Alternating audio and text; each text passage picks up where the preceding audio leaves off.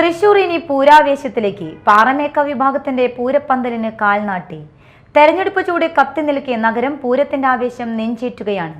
തെക്കേ സ്വരാജ് റൗണ്ടിൽ ബുധനാഴ്ച രാവിലെ 10-നാണ് കാൽനാട്ട് നടന്നത്.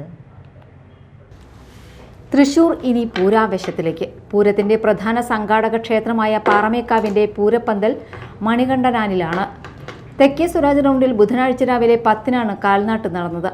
പാറമേക്കാവിലെ മേക്കാവ് മേൽശാന്തി കാരേക്കാട്ട് രാമൻ നമ്പൂതിരി ഭൂമി പൂജ നടത്തി. തുടർന്ന് തട്ടകക്കാരും ദേവസ്വം ഭാരവാഹികളും പൗരപ്രമുഖരും ചേർന്നാണ് കാൽനാട്ട് നിർവഹിച്ചത്.